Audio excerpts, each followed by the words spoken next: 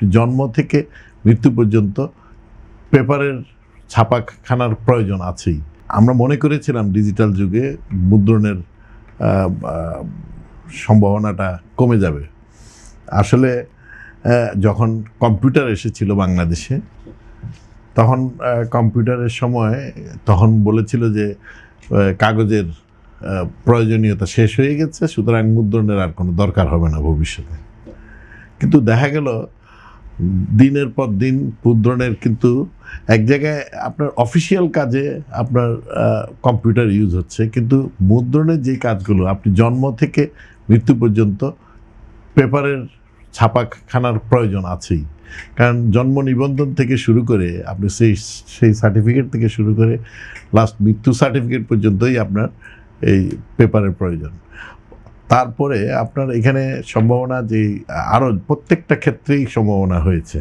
মানুষ ডিজিটালের মধ্যে মনে করেছে যে বইপত্র আমরা সব ডিজিটালি হয়ে যাবে, আমাদের হার্ড কপির কোনো দরকার নেই। কিন্তু এখনও দেখা যাচ্ছে যে আপনার ডিজিটালি যা না পড়া হয় তার চেয়ে হার্ড কপি কিন্তু অনেক বেশি আপনার এটা বিক্রি হয় বা এটা সমাদৃত।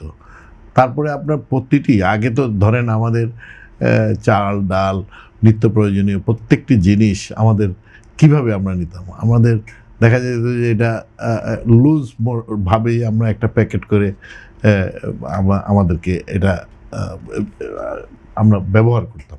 কিন্তু আজকে দেখেন প্রতিটি জিনিসেরই একটা মোড়কের মধ্যে চলে এসেছে, এটা প্যাকেজিংয়ের মধ্যে। এই প্যাকেজিং মানে হলো আপনার এটাকে কে কত বেশি সুন্দর আধুনিক করতে পারছে, তার প্রত্যেকটা প্রোডাক্টের গুণগতের সাথে তার প্রোডাক্টের যে কোয়ালিটি সেটাও তারা এটা উন্নত হতে হতে আজকে যে জায়গায় এসেছে। প্রত্যেকটা জায়গায় খাবার থেকে শুরু করে প্রত্যেকটি আইটেম, ময়লা ফেলতেও আপনার কিন্তু আপনার প্যাকেজিংয়ের দরকার আছে।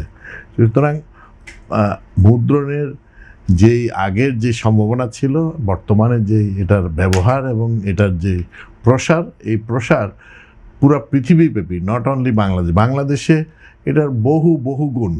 আপনার আমি কত মাল্টিপ্লাই হয়েছে আমি হয়তো আপনার স্ট্যাটিস্টিক বলতে পারবো না, তবে বলতে পারি এটা আগে যদি এটা 500 বা 1000 কোটি টাকার একটা ছিল, এটা এখন মনে করেন যে বিলিয়ন ডলারে। তাহলে প্রশ্ন হচ্ছে যে আসলে কোন কোন জায়গায় মুদ্রণ শিল্প এখন এগিয়ে আছে এবং এর সম্ভাবনা ঠিক কতটুকু আছে? হ্যাঁ,